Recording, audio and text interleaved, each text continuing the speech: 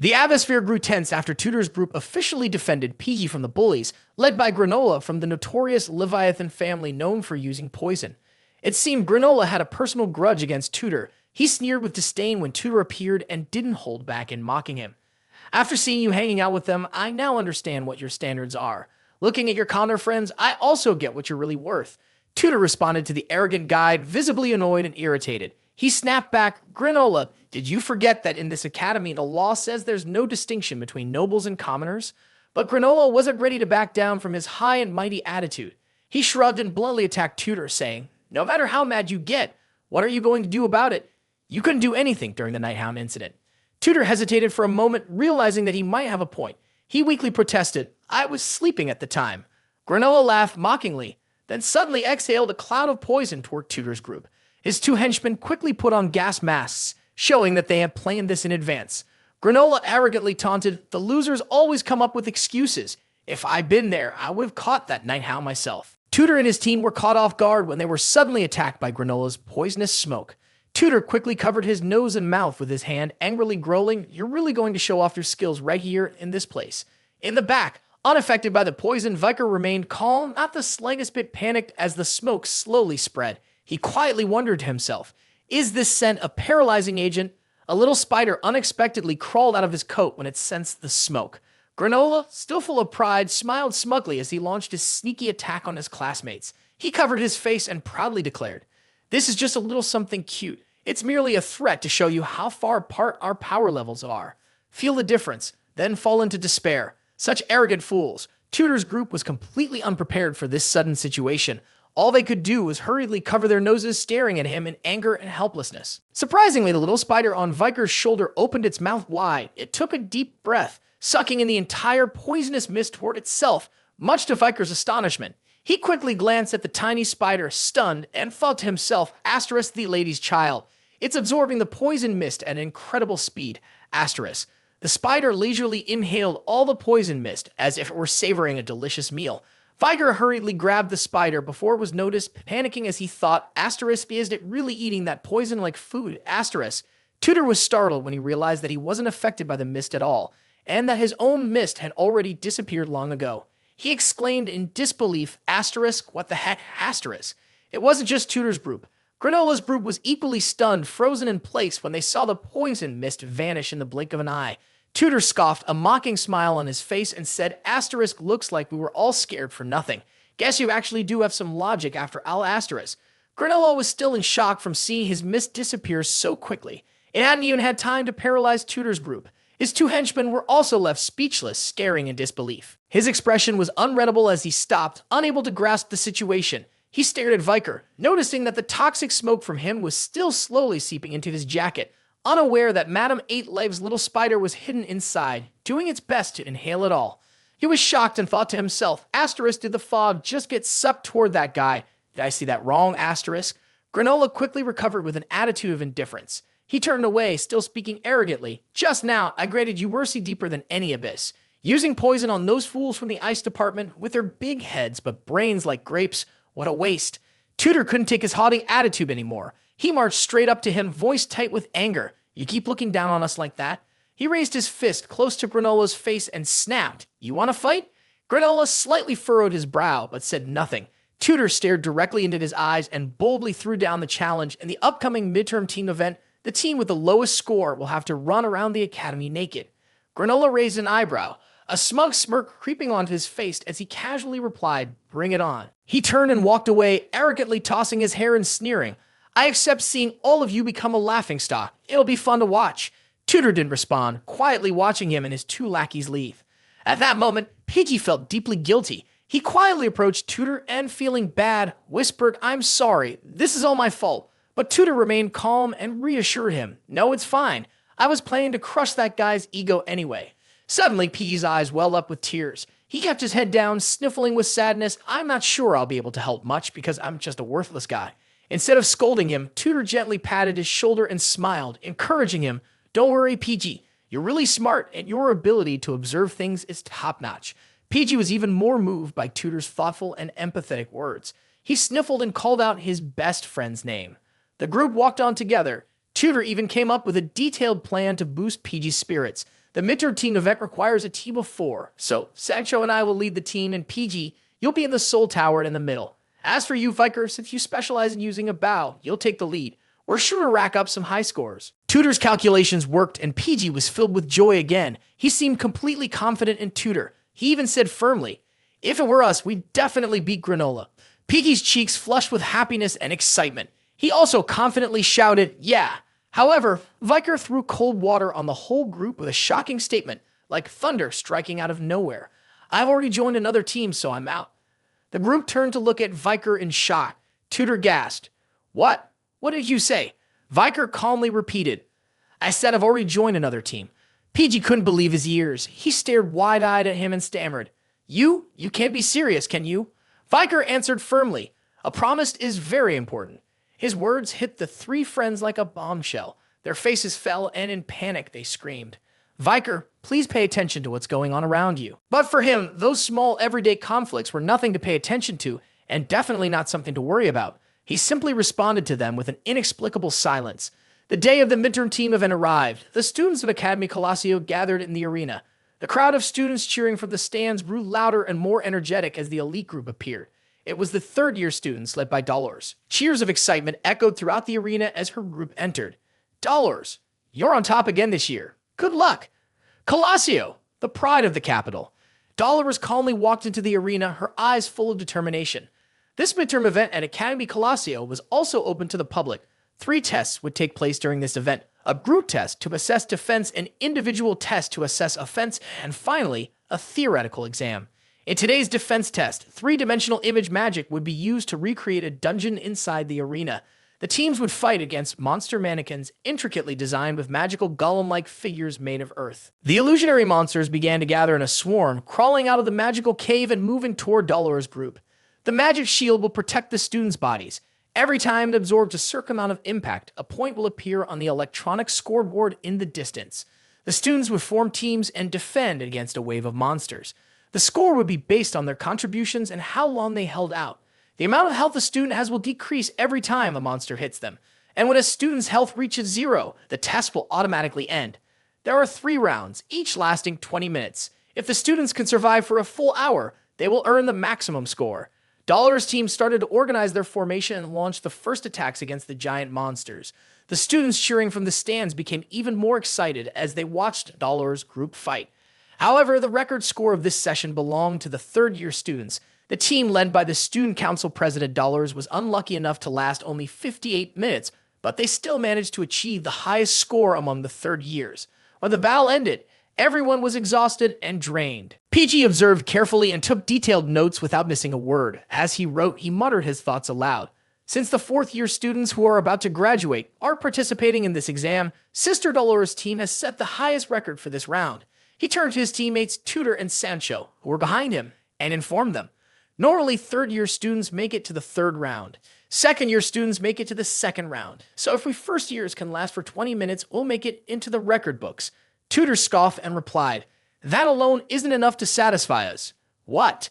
Tutor confidently looked down at the arena and declared, "To crush Granola's arrogance, we just need to make it halfway through the 2nd round." Sancho smiled and nodded in agreement. Their 4th teammate approached, placing his hands on his hips and remarking, "With me on your team, we'll go far. Getting to that point won't be a problem." Bianca confidently walked toward her team, flipping her hair with a proud smile, and said, "Make sure you guys handle the attacks well, so those monsters don't get to me. I'll take down every single one of them." Tutor's team had chosen the archery genius Bianca to replace Viker. However, Tutor still seemed dissatisfied with Bianca's arrogance. He frowned slightly and muttered under his breath, "Bianca, teamwork doesn't mean having a princess and 3 slaves. I might end up naked here, so please assign the tasks properly."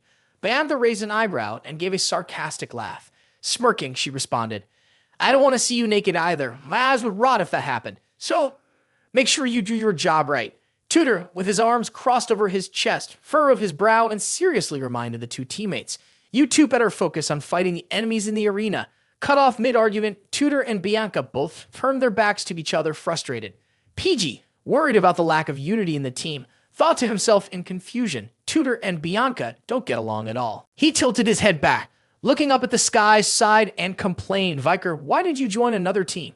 Viker, of course, had his own plans for this competition. He coldly looked at his teammates and reminded them, "I don't like all the attention being on me." He crossed his arms over his chest and seriously instructed his team, "Even though there was some attention on me before, if it gets any worse, it'll be bad.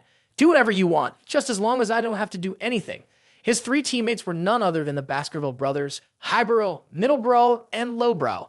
They immediately straightened up, as if standing before a military commander, all responded in unison, "We'll protect you with everything we've got so you won't have to do a thing, Master." The Baskerville trio, Highbrow, Middlebrow, and Lowbrow, looked at Viker with confidence. This time they were determined not to let another accidental moment of fame on the soccer field happen again. They felt honored to be chosen as Viker's teammates. Without needing to be told, they all shared the same thought. This was the first mission their master had given them, and they needed to do it right. Looking at the incredibly mismatched team, Viker's three friends could only stand there in silence, embarrassed and unsure of what to say. They watched as Tutor's team, his enemy, arrogantly mocked him. Tutor, that jerk, he left his ordinary friend behind when things got tough and recruited Bianca from the Usher family. It makes sense, though. He did it to win.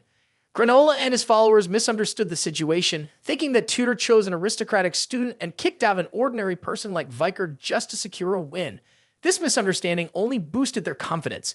Granola smirked, thinking to himself, but beating us is impossible.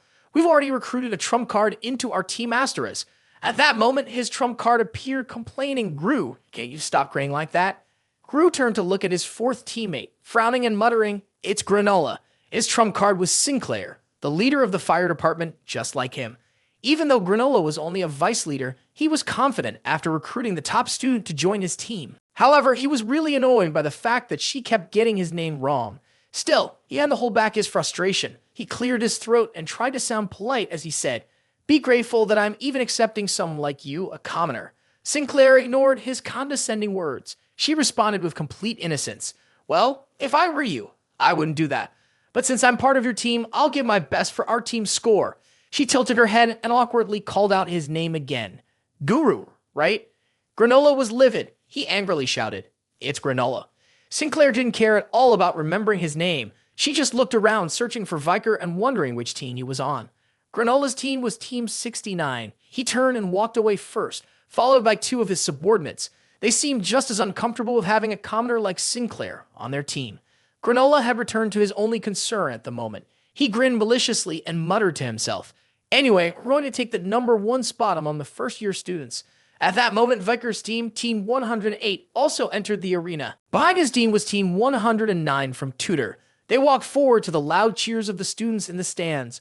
Tutor confidently cracked his knuckles and smiled as he declared, "All right, let's get ready. The first-year student Midterm event officially begins now." The students in the stands cheered even louder. The team event was getting intense. A group of first-year students was still nervously fighting through the three-dimensional monsters within the archway surrounding the arena. In the designated area for competing teams, Viker silently watched the battles below. He thought to himself, "I don't have any memory of watching the Academy's trials in my past life. All I know is that I need to be really good at fighting." While he was deep in thought, Highbrow noticed him. Thinking that Viker didn't know much about the event, he cheerfully asked, "Sir, do you have any information about the exam? It's a test where a virtual magic formation activates as soon as we step into the arena, turning the area into a maze. The exam will start when the monsters attack us." He also looked down at the group of first-year students struggling below and continued, "We just need to endure their attacks until their blood runs out. The poison these monsters release is real, but it has been diluted. Even if you're not directly attacked, you still need to be careful of your blood gradually draining."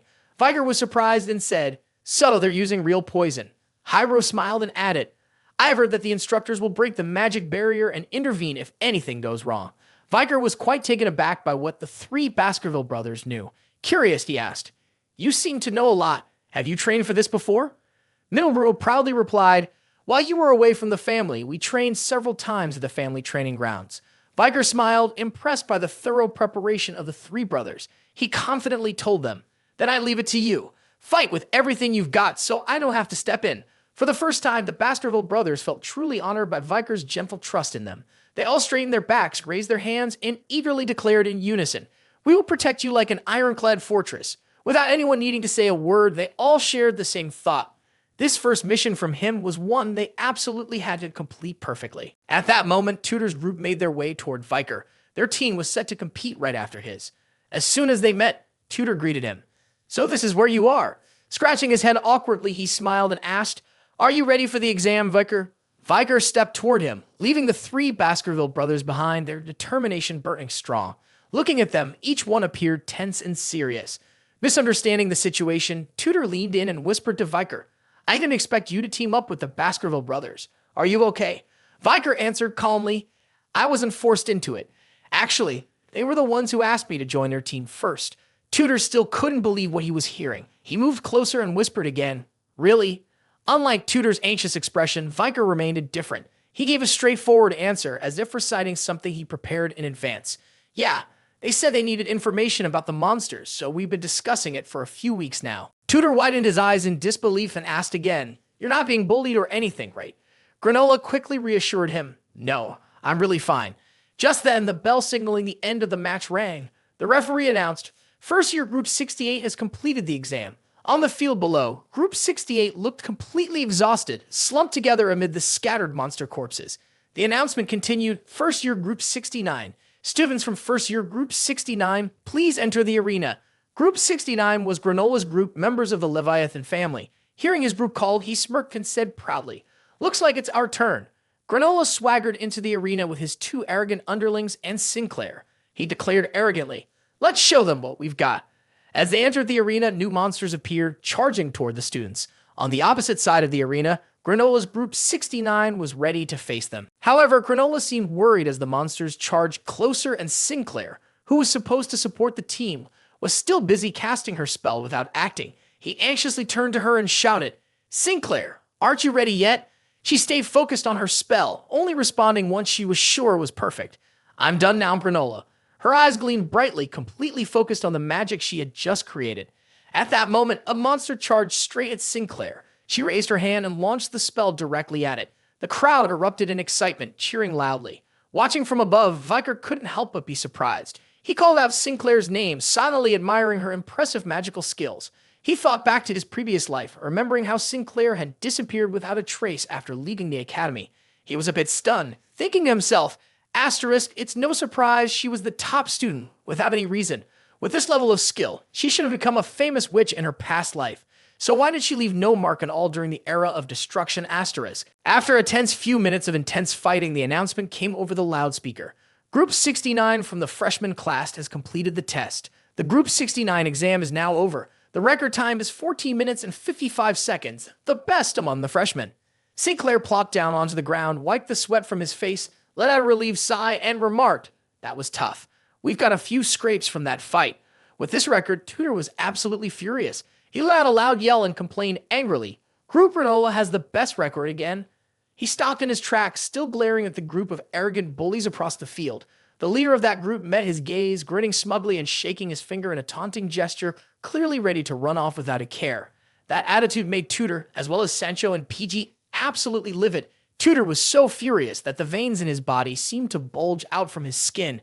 Grinding his teeth, he hissed, "Granola." Before long, Group 108, led by Viker, stepped onto the field.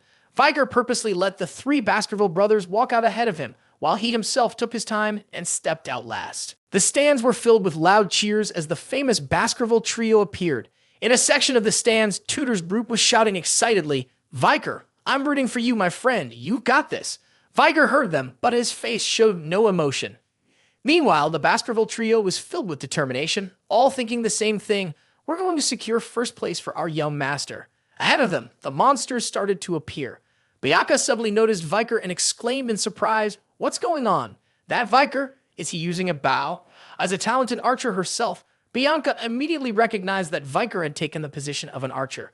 PG eagerly responded to her, "Yeah, I'm pretty sure he signed up for the weaponry section in the ice department with the bow." Viker raised his bow, aiming at the monsters. Bianca, intrigued by another student using archery, thoughtfully commented, "Let's see how good he really is." With a single shot, Viker fired 5 arrows in different directions, each aiming for a different target. PG gasped, "He's so fast." Even Bianca was shocked by his first move. As the only one who truly understood archery, Bianca was so stunned she could hardly believe what she was seeing. She stared in disbelief, wondering, what kind of shooting speed is that? Below, Viker's arrows rained down on the monsters, but there was no pattern to their flight. To anyone else, it might have looked like he was shooting randomly. But to Bianca, she was shocked to realize something important.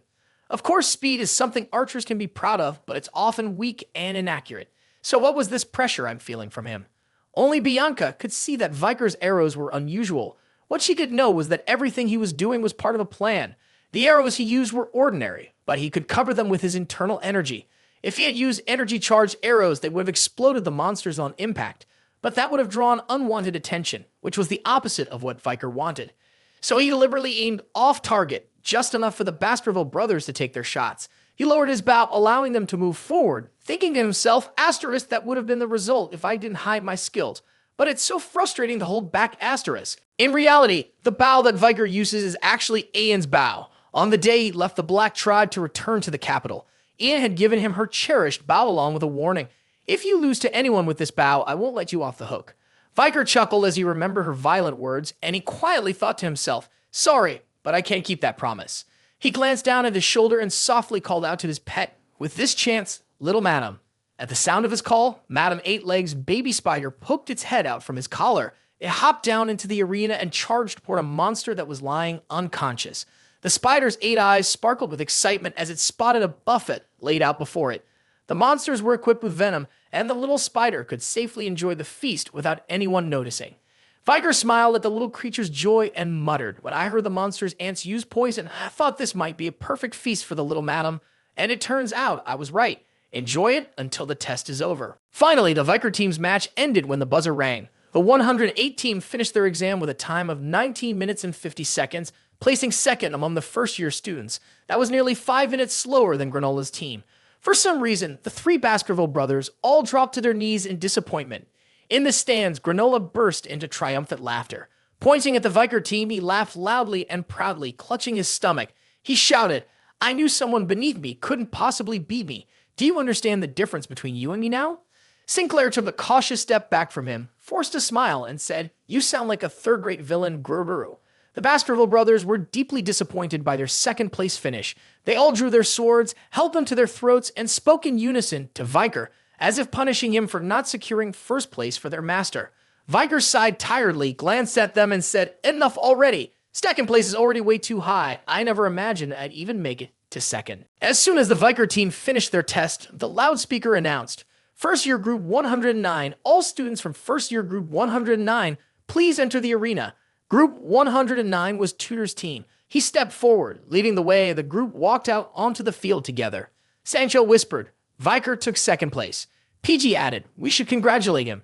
Tutor immediately reminded them, if we want to break Granola's record of 14 minutes and 55 seconds, our goal is to get past the first wave of attacks. Group 109 entered the arena to the wild cheers of the students in the stands. After all, their group included the top 3 students from the entrance exam. Except for PG, who was still a bit nervous, the other 3 were confident and unafraid.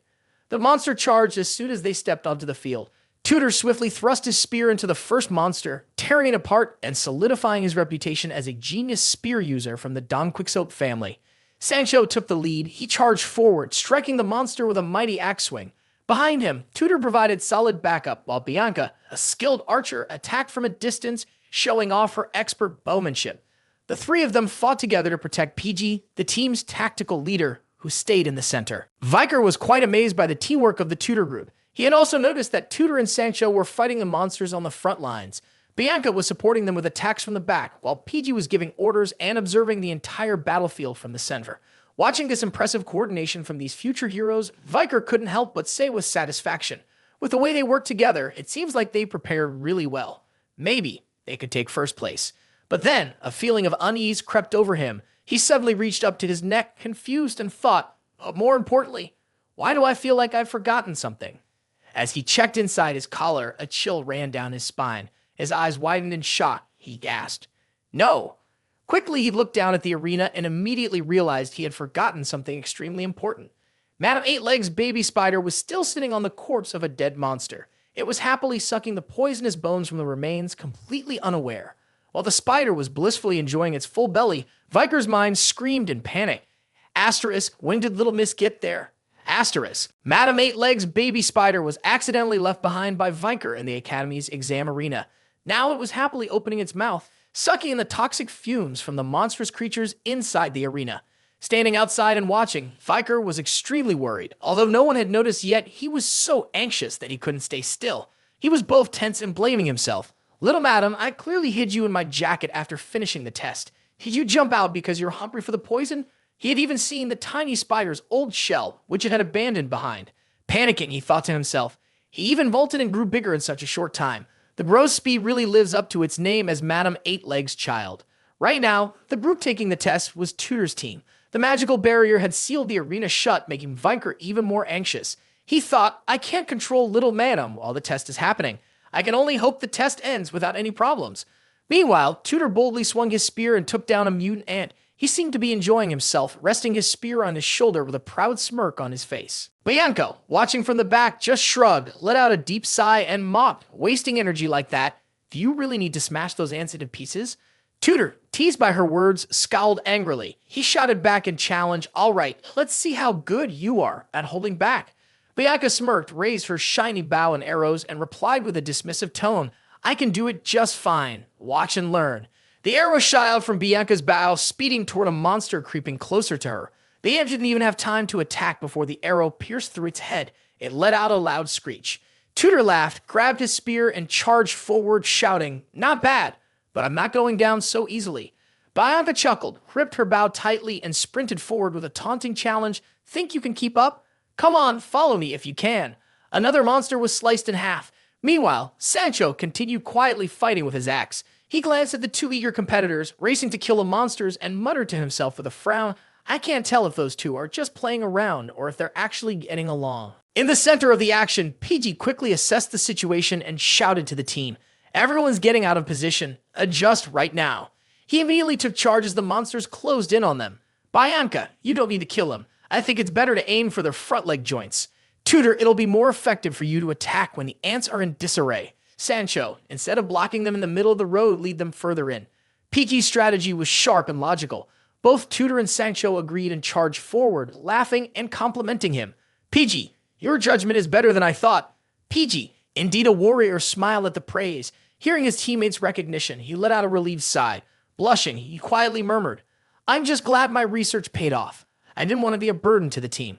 Seeing how well everyone worked together, PG felt a surge of confidence and thought to himself, "With this team, we can definitely break the record." After a fierce sweep, the monstrous ants finally lay scattered around them. Test results for Group 109, time 19 minutes 55 seconds, tied for first place, first year. This result made Granola furious. He thrashed around in the stands, angrily screaming, "Those idiots! How can those commoners have the same time as us?" The whole group was exhausted. Bianca moaned in frustration, tied for first. PG almost passed out right there. PG collapsed, sighing, "I was so close. If only I could have gotten one more second." Tutor, out of breath and wiping sweat off his face, sighed in frustration. "At least I didn't have to run around without a shirt." They all left the arena together. Bianca tapped the shield on his arm, grimacing as he muttered, "The shock-blocking blood shield. This means if it were a real fight, we'd be dead. If the blood hits 0, it's over." Sancho smiled and encouraged the group. "One day, I'll be a warrior who can last an hour, just like President Dollars." Tutor looked proudly at the group and said, "Ambition. Let's head out." Standing high above, Dolores smiled proudly. She watched Tutor's group leave the arena and quietly praised them, thinking, "They're part of our club, but they're really good. I wonder how strong they'll be in the future." Suddenly, the loudspeaker crackled, catching Dolores off guard. She blinked in surprise as the announcement echoed. "Stage 1 is over. The monsters for first years have stopped. Stage 2 has begun. From now on, monsters for second years will appear." Right after the announcement, new, stronger monsters began pouring into the arena with a heavy thud. Viker was also stunned and shocked. Even Granola's group stepped back in panic because down on the field, Tutor's team hadn't left the arena yet. They were trapped inside with the protective barrier still up, surrounded by even bigger monsters than before. They huddled together, shouting in fear, "What's going on? Why are the ants back? Didn't the test end already?" They couldn't understand why the system had released second-year monsters so quickly when they hadn't even left the arena yet. They also didn't have their blood shields anymore. Tutor began to feel the pressure. He urgently reminded his team, "Damn it, I don't know what's happening, but everyone stay alert. From now on, any damage you take is real." Tutor and Sancho quickly rushed forward. As the team leader, Tutor immediately shouted, "We just need to hold out until the school steps in. In the magic control room, the professors running the exam were also in a panic due to the malfunction under the arena. They were shouting and scrambling. The kids' blood is already at 0, but the test isn't over. They're first years. Who activated phase 2? There's another life sign besides the students. What went wrong? A teacher checked the system and worried, announced, when the blood from the outfit hits the ground, that's when we know there's no sign of life left. The screen then reported that a creature was still full of life and capable of fighting. Amidst the chaos, Dollar burst into the room, panicked, and shouted, "Professors, there's something wrong with the test. We need to rescue the students trapped in the arena." At hearing this, the professors froze a bit uneasy. They immediately started glancing around the room, avoiding Dollar's gaze, then hesitantly explained, "We're just in charge of managing the magical waves. Investigating signs of life isn't our responsibility." To Dollar's surprise, the professors began dodging the topic with unrelated chatter. Isn't it faster to let those golem creatures in the forest handle this rather than fixing the spell code? Oh, by the way, starting this year, the formation and movement of the golems are automated. The spell command code and related stuff are now connected to the mana stones. To stop it, we need permission from higher-ups. They continued whispering to each other, saying, "Then let's break the magic wall quickly. But we need a key to break it." Do I have a key? But one key alone won't be enough to break the magic wall. At this point, Dolores seemed to realize that even the professors had no intention of helping her juniors. They even started blaming each other. Professor Sai has key B, but she says she's busy in the restroom and can't be reached right now. Is she avoiding work again? That person is just, they muttered. Dolores couldn't hold back her rising anger. She clenched her teeth in frustration at the irresponsibility of the professors running this test. Meanwhile, Viker had jumped to the highest point in the arena to get a better view of the match. He was waiting for the magic shield to be lifted so he could free his friends, but nothing had changed so far. He also realized that the young lady he had accidentally left behind had messed with the arena's magic system. He thought to himself, so there's a problem with the magical equipment. In my test, there should have been no signs of life once the student's blood returned. That means the mana stone detected life after the young lady's poison was released. In addition to the fact that the new monsters are higher level and more dangerous, they also release more poisonous bones compared to the ones intended for first-year students. He anxiously looked at the thick layer of bones covering the arena and thought to himself, "Asterisk, I'm not sure if this is my fault, but the poisonous bones are spreading. If we don't save them quickly, it'll be too late, asterisk." He carefully scanned the system outside the arena, then noticed the ventilation machines connected to the magical barrier. He thought, asterisk, those holes are for ventilation. They're small, but they're big enough to work, asterisk. He had an idea for how to get inside the locked arena. Meanwhile, down below, Sinclair felt that something was off. She hadn't been paying much attention to the battle, so she didn't know that Tutor's team was trapped inside with the high-level monsters. This was causing a stir among the students watching the match. They couldn't stop talking, worried about the lives of the students stuck in the arena. Sinclair walked through the crowd, puzzled and wondering what's going on. Wait, did someone just break the record for our team? Something's rushing toward me. A shadow suddenly zipped past Sinclair, causing her to instinctively flinch and scream. She fell backward to the ground, while the students around her also noticed and stared wide-eyed at what had just whizzed by. Sinclair winced from the pain and looked back. She saw that the shadow was actually a small black dog carrying a bundle of clothes in its mouth, racing down the hallway toward the end. She was confused, wondering why a dog would be running off with clothes like that. In the control room, the large mana stone that powered the arena was struck, causing a shockwave. The professors were left stunned, mouths agape, unable to react. Dollars had somehow burst into the room, sword in hand, and began slashing at the mana stone repeatedly. The professors screamed in panic. That's the student council president. They quickly rushed over to stop her, shouting in alarm, "President, what are you doing?" The mana stone is a rare and valuable artifact, but by then, Dolores had completely lost her composure. She struggled to break free, her voice shaking with frustration as she yelled, "So what? We need to sever the magic link and save the kids." The professors clearly didn't care about their students as much as that precious stone. They angrily retorted, "If you destroy it, you won't just get expelled. They'll demand direct compensation from the Quo Vadis family." Dolores clenched her jaw in frustration. She glared at the ancient stone, thinking anxiously to herself, "Everyone, just hold on a little longer. I'll do whatever I can to help." Down in the arena, an ant had charged straight at PG, who was terrified. He didn't have time to react and was immediately struck in the stomach by the ant. He was thrown back so forcefully that Bianca and Tutor were both horrified. Without the protective shield from his blood barrier, he lost consciousness instantly. The whole group desperately called out, "PG, wake up, PG." Another ant appeared, causing the last 3 people in the group to panic. Tutor scoffed, nervously muttering, "Dan, I haven't even become a hero yet."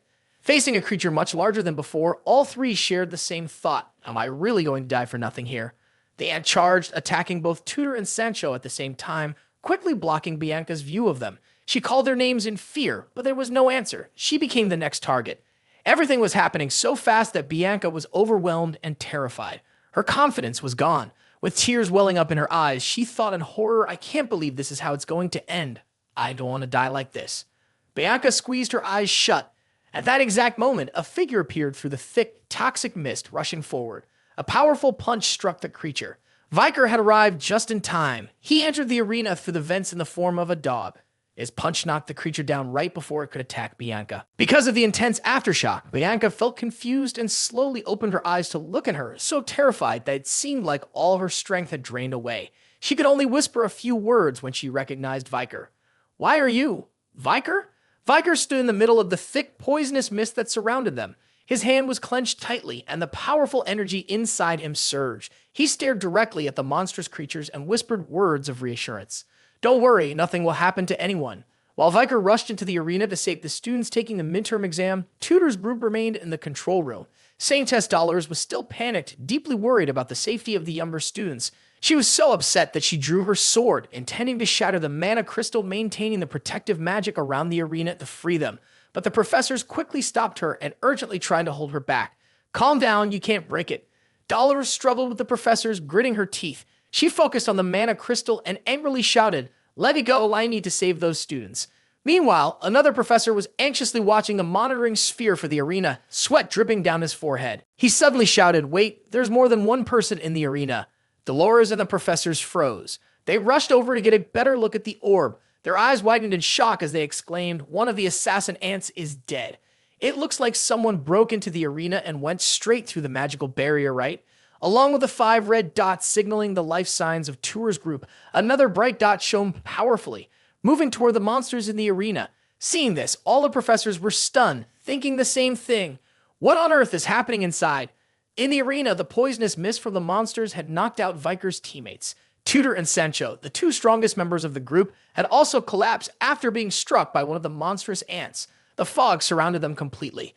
Viker stood in the thick mist, raising his fist, watching the monsters advance toward him. He frowned slightly and glanced toward the reason he had ended up in this mess. The little spider, Little Madam Eight Legs, had jumped out of his collar on her own, lured by the tempting poisonous mist, causing the current situation. Now that Viker was in the arena, he immediately located the spider and angrily threatened her. Think about it. Our family motto is, the family will kill any monster it can't tame. Hearing this, the spider jumped in fear, breaking into a sweat as it hid behind the corpse of a monster, too scared to show itself. He shot a glare, his voice filled with anger as he hissed, "I'll punish you later, little madam. For now, just consume the poison around you and protect the others." The spider, still dripping with sweat, obediently raised its hand, acknowledging the order. It immediately opened its mouth and sucked in all the poisonous bones, stuffing them into its insatiable stomach. Viker glanced at the arrogant creature, muttering, "How presumptuous. While I'm distracted with the little 8-legged madam, a monstrous ant is getting ready to charge at me." The ant opened its mouth, releasing a terrifying screech. Viker spun around, delivering a powerful kick that sent the creature's head flying, pinning it to the spot. What he didn't expect was that he had unintentionally lost control of his strength, causing the signal in the orb where the professors were to fluctuate wildly. The professors, stunned, screamed in surprise, reacting to the sudden disturbance. Viker snapped back to his senses right away. He furrowed his brow and muttered in surprise, "That's right, this place can detect vitality."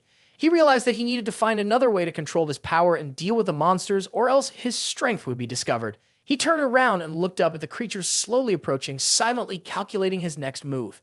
Now that he was paying attention, he realized that at 18 years old, his strength was probably on par with a skilled mid-level swordsman. If they figured out he was a sword graduator, everything would go into chaos. He carefully observed the monster's attacking forces. In front of him, there were 2 types.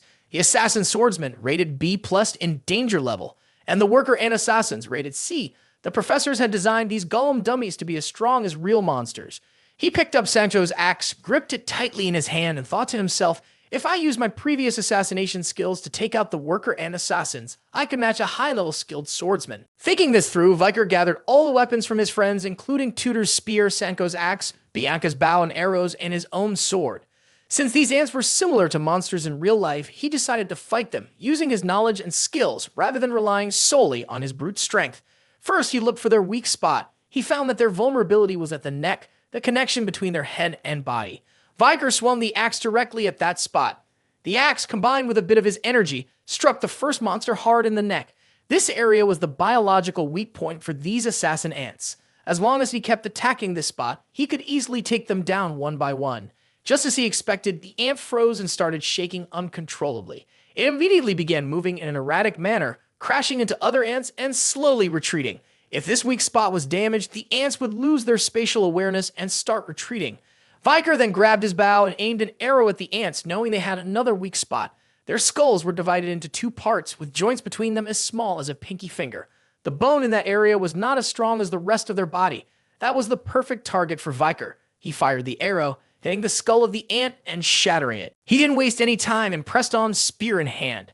He leaped into the air to get a better view of the monster's weak points. Each strike he made hit precisely at the top of its head and the back of its neck. He cleaved through them, turning the creatures into scattered pieces, then gently landed back on the ground. Just then, the final opponent appeared. Its massive shadow loomed over Viker. He squinted at it and muttered, "All right, my final opponent is a commander-grade killer ant, danger level A. It's staring at me, drool dripping from the corners of its mouth." Viker was slightly surprised when he saw it. He tossed his spear aside and muttered, "So, you're part of this test too? Guess it's time for my performance." He flashed a smile, gazing affectionately at the beast as he slowly drew his sword. Toxic mist still surrounded the arena, thick and dense inside the magical barrier, completely hiding what was happening from those watching outside. The students in the stands above couldn't help but buzz with anxiety and confusion.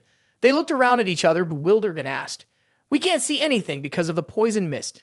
Did something happen before this? The third wave of attacks is almost over. There's no way first years could hold out against the third wave when even third years can't." In fact, this situation was causing panic among the professors too. The amount of time the students had been able to endure in the arena had far exceeded what was expected. One of the professors, who had been anxiously monitoring the situation, suddenly shouted, "This is insane." The other professors, equally alarmed, asked, "What's going on here?" The supervising professor stammered in confusion. "General Ants is dead and all the contestants are safe and sound." Professor Vinci had just entered the control room. His eyes widened in disbelief. The general?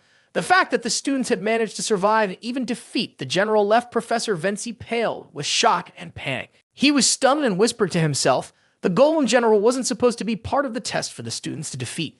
This was a trick designed to make it impossible for them to last even an hour. More precisely, this test was meant to defeat the students with just the B and C rank soldier ants. The Golem General was just a backup to make sure no student had to last too long based on their physical endurance. But now, not only have the soldier ants been defeated, even the Golem General has been taken down. Professor Vinci frowned, deep in thought, confused, and wondered, what is going on here? At that moment, the control room door swung open. A professor was carrying an almost unconscious girl into the room, panting and shouting. "I found Professor Sai. She's the one who has the B key." The professors in the room were in a frenzy, quickly asking, "Where is she?" The exhausted professor, still panting, angrily reported, "I found her because the bartender at Allie's bar reported that she was causing trouble and interfering with business." Just as the professor had said, Professor Sai was so drunk she had passed out, causing the other professors in the room to grumble in frustration. She really is unbelievable. Dolores was extremely anxious. Now they had both keys. She quickly rushed out, urging, "Forget about that. Open the magic barrier now." The professors quickly lowered the magical barriers around the arena. A thick, poisonous mist poured out as the shield was lifted, rising up dark and heavy, covering the entire sky. The chaos during the Academy's midterm exam finally ended when the professors released the magical barrier. The time it took for them to be rescued was 42 minutes and 13 seconds.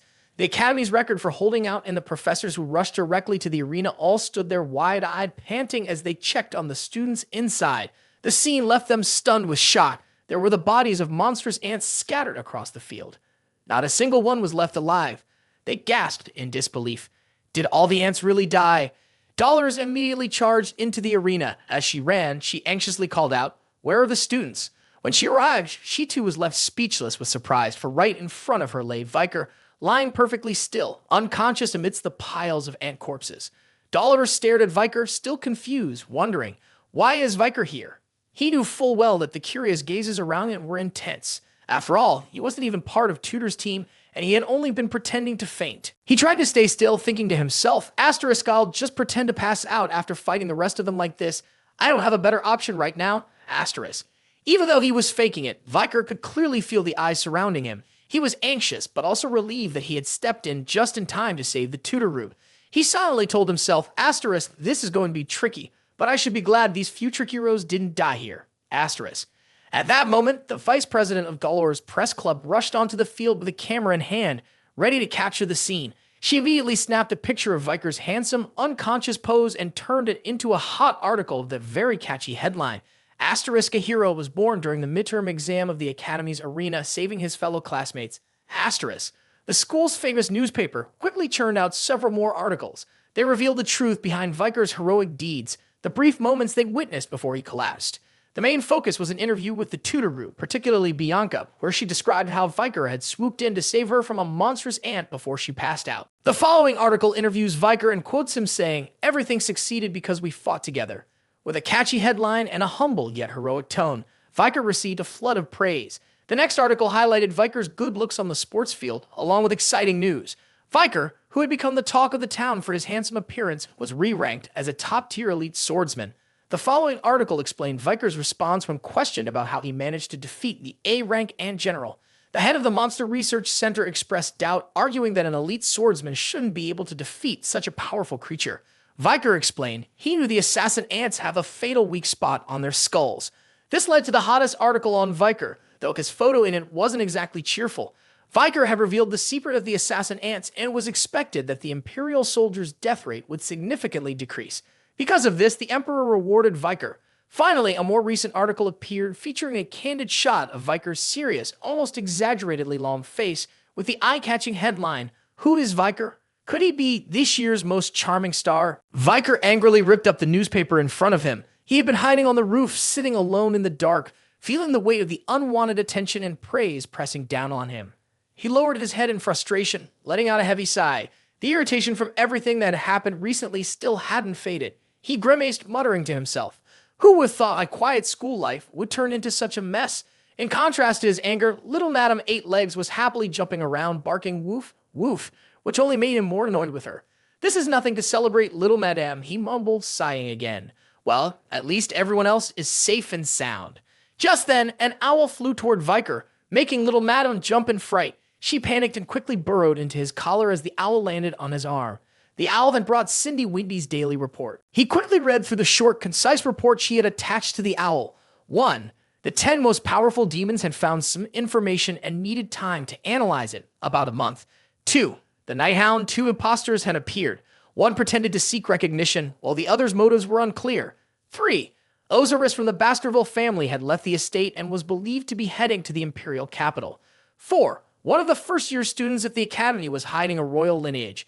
After receiving the report, the owl flew off. Only then did the young lady dare to peek out from her hiding spot. Viker furrowed his brows at the new information. He murmured to himself, "Does she have a lead on the 10 most powerful demons? She wants me to wait for a month. It seems like she's being careful with this."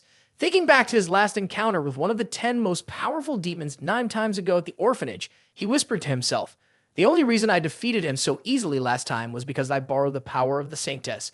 This month, I need to work hard on leveling up my own skills." The news about the 2 impersonators of Night Hound was starting to worry Viker. It would make it harder for his fake identity when hunting demons, especially since the Empire still hadn't figured out whether his Night Hound persona was on the side of good or evil. He frowned and muttered to himself, "I was already worried about the Night Hound issue, and now 2 fakes show up. This could get really bad if they catch the attention of the palace or if our actions overlap. I need to investigate this." As for the other news, Osiris left Baskerville. Viker's older brother had left the Baskerville family estate. Meanwhile, a member of the royal family was hiding in the academy. Both of these things confused Viker. He wondered, "I never even asked her to do a 4th thing. Why is she telling me this?" This woman, Cindy Windy, always worked on impulse. If she liked something, she just added it in. Viker quietly burned the report, muttering, "Well, learning more won't hurt." He let go, and the paper ashes blew away with the wind. The ashes swirled around in front of Viker before drifting toward a girl who would quietly appear on the roof next to him. The girl spoke up, catching Viker's attention. "I didn't expect to run into the Academy's hero here at this hour." Sinclair arrived in complete silence, so much so that Viker didn't even realize she was there until she spoke. She stood confidently in the moonlight, smiling brightly and giggling as she said, "They call this destiny, right?" Suddenly, Sinclair appeared and sat down beside him. Viker quietly observed the strange girl, who seemed to flicker in and out of sight. He thought to himself, Sinclair is known for both her hard work and talent, a genius who holds the highest position in the firearms department with impressive results.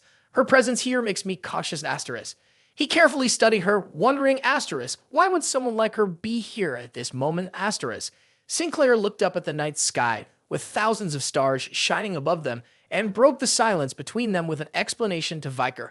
I didn't expect to run into you here. This is my secret spot where I come to watch the Milky Way whenever I feel down. He nodded in understanding. I see, he replied.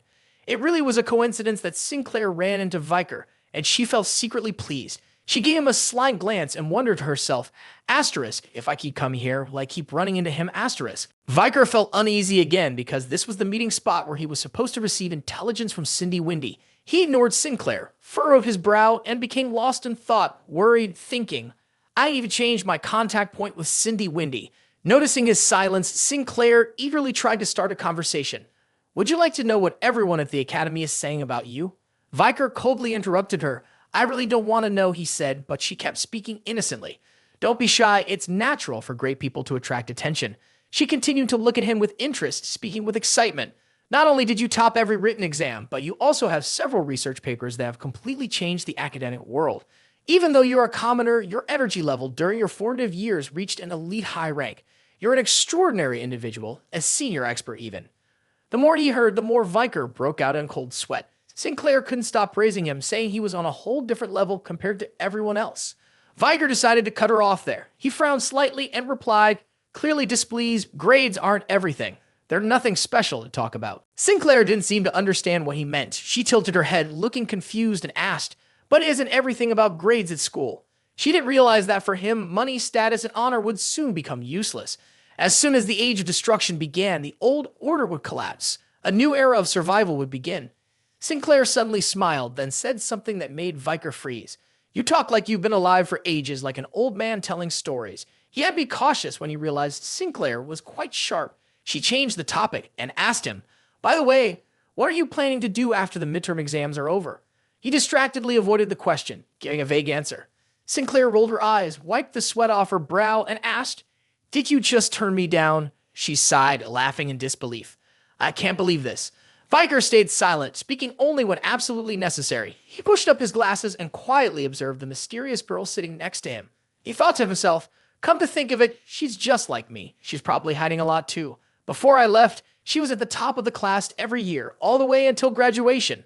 Though just an ordinary person after that, she cut off all contact with the world and vanished from history. Sinclair stayed quiet, simply sitting there, enjoying the moment of being next to her crush.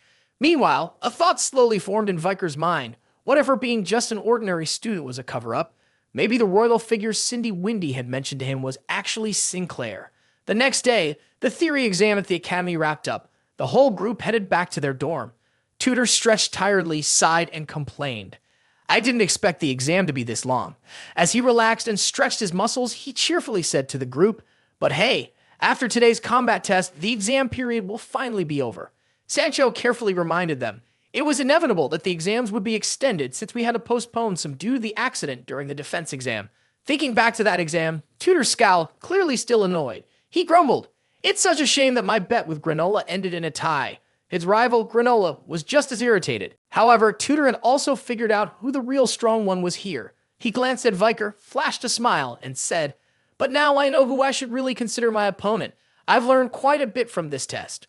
Viker stayed silent, not responding. He started to sweat. His friends immediately got excited, punching Viker playfully and complimenting him.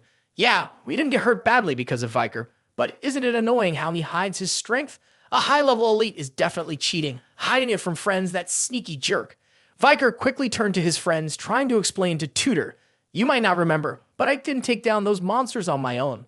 Tutor shrugged, smiling back. You're being too modest. Then Peaky suddenly shifted the conversation with an unexpected question.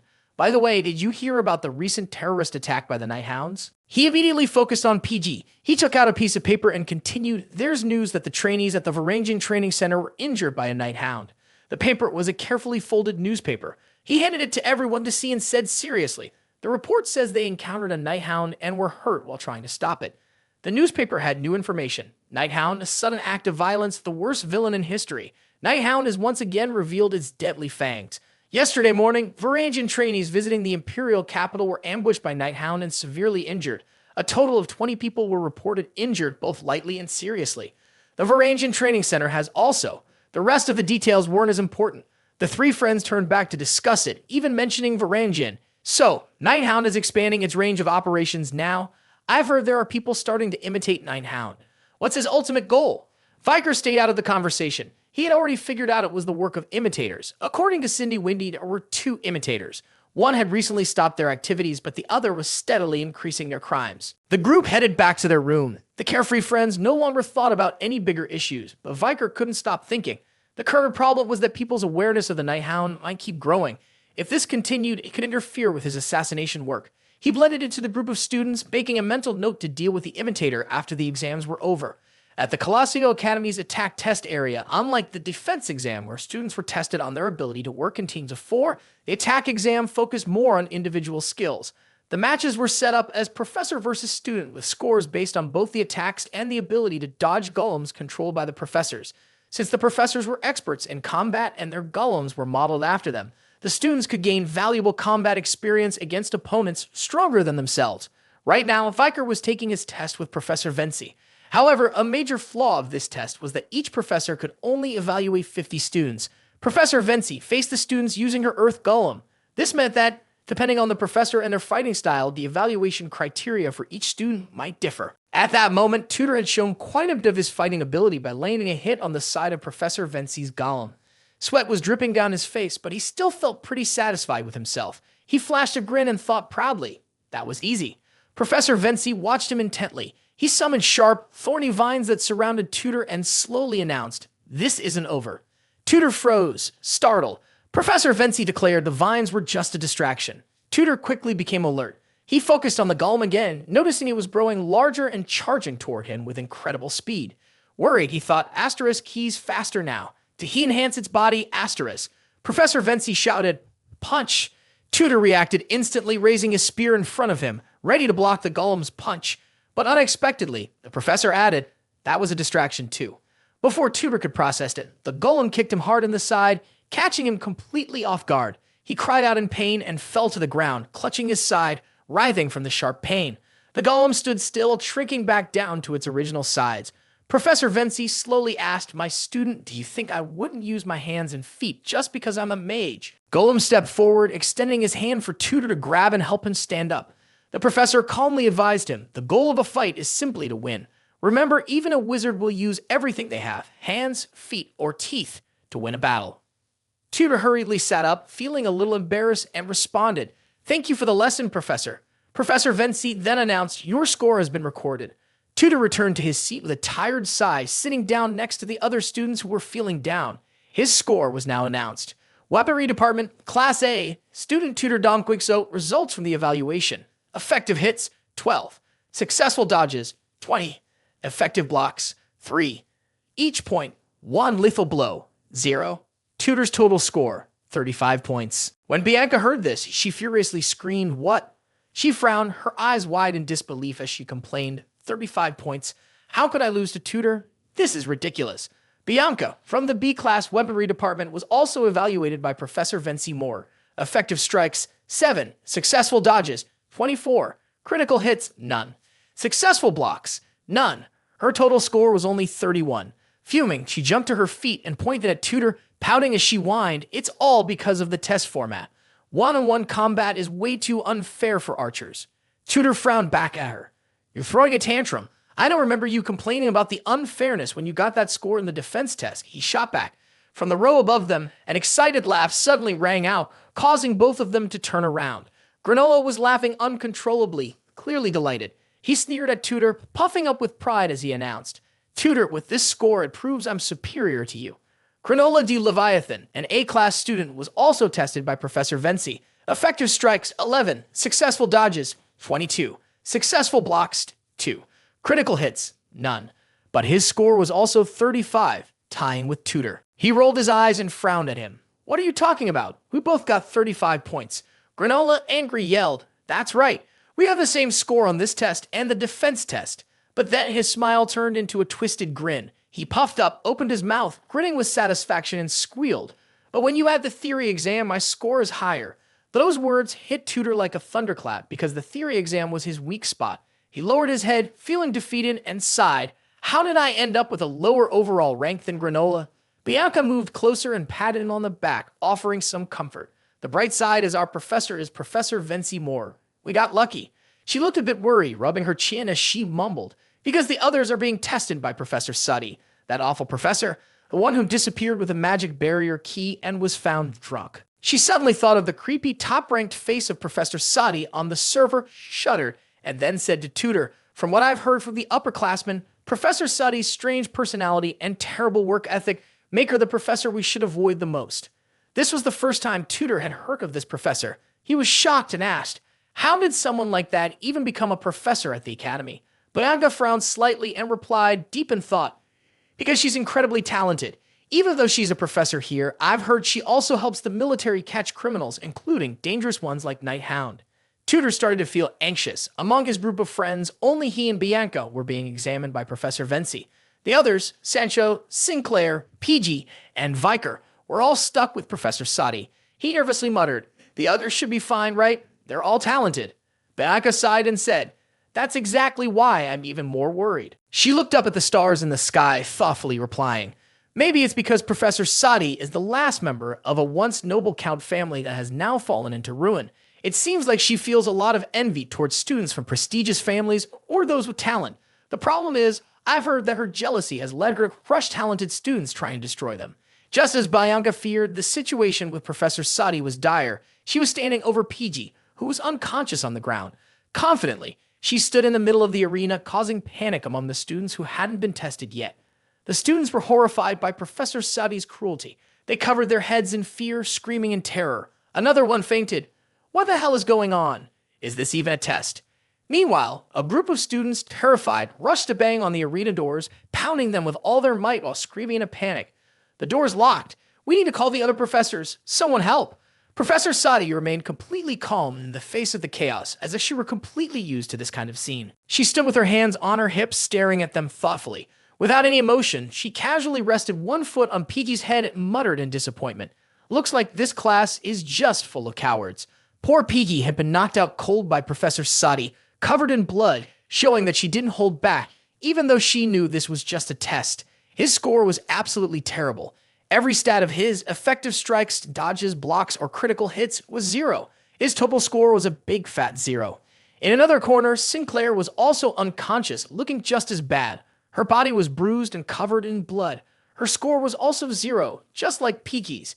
Even Sancho, the strongest member of the group, was in the same state as his two friends. He had been beaten mercilessly, passed out in a pool of blood, with no points to show for it. These were the strongest students, chosen first by Professor Sai to be tortured. She grabbed her leather whip, continuing her slow, almost casual walk across the arena as she moved toward the next lucky person to be chosen. She sighed and muttered, at this rate, it's just a waste of time. Professor Sai calmly walked toward Viker and called out, all right, next. Viker stepped down into the arena. He silently watched the cruel professor approach, her cold gaze locked onto him, promising a fight that would haunt her for generations to come. The cruel professor, with a name as long as Viker's entire life, Donation Alphonse Francois Sadi de Sade, better known as Professor Sai, stared at him with eyes full of malice and excitement. She licked her lips and let out an excited scream. Next contestant, come up here. 30 minutes earlier, before the personal attack test and the brutal torment from Professor Sai, Sancho was still buzzing with excitement. He had been eagerly anticipating this test for a long time. He laughed loudly, grinning ear to ear as he said, finally, the combat test is starting. Sitting next to Sancho were his three friends, Viker, PG, and Sinclair. Seeing Sancho's enthusiasm, Sinclair innocently asked, Sancho, you seem really confident about this test. He grinned widely and replied with excitement, a one-on-one fight is the true test of a warrior's skill. How could I not look forward to it? PG nodded in agreement. Tutor had once said, if you don't use aura, the strongest fighter in close combat is Sancho. Viker stayed silent, standing outside the conversation, but he seemed to agree as well. Suddenly, a loud, panicked voice interrupted, catching everyone's attention. Professor, what are you doing? It turned out that on the battlefield, a student was angrily questioning Professor Sai after seeing her holding a bottle of alcohol. Isn't that alcohol? How can you drink during a test that affects the future of the students? In response to the student's criticism, Professor Sai calmly replied, "This is not alcohol." The student, frustrated, shouted, "I can smell the alcohol from here." Professor Sai ignored the student's protests. She tilted her head back and drank the entire bottle, muttering, "This is such a hassle." Not only did she drink it, but she also chewed the bottle in front of the stunned student. Alcohol and broken glass spilled from Professor Sai's mouth. She licked her lips, then looked at the student with the glazed eyes of someone clearly drunk, smirking as she challenged him. "It's only 76 proof, so don't call it alcohol." The scene left Viker's group of friends in a state of panic. PG anxiously screamed, "Isn't that our Professor Sai? It's really as strange as they say." Professor Sai raised a list of students, looked at the crowd of pupils with a sinister grin, then pointed to a name and called out loudly, "All right, let's start the test. Sancho Barataria." When he heard his name called first, PG nervously shouted a warning, "Sancho, be careful. I've heard that many students who face Professor Sai can't continue their studies after this." Despite the warning, Sancho remained full of confidence. With a smug grin, he strutted into the arena and replied, "Don't worry, PG." He stood tall in front of Professor Sai's earth golem, proudly declaring, "The will of a warrior can never be broken." He raised his axe, ready for battle, and cheerfully addressed the professor. "I'm counting on you, Professor." The loudspeaker crackled to life, signaling the start of the test. Without missing a beat, Sancho leaped forward, aiming straight for the professor's golem. Professor Sai calmly smiled. She flashed a sneering grin, showing off her sharp, pointed teeth, and whispered mockingly, "So, the will of a warrior is never broken, huh?" A loud crash echoed through the arena, freezing both the group of friends and Viker in place. Sinclair and PG stared wide-eyed at the heartbreaking sight before them. The thudding sounds continued, each hit making their faces grow paler and more horrified, leaving them speechless. In the blink of an eye, Sancho was overpowered by Professor Sai's golem. The creature had beaten him to a pulp, gripping tightly around his neck.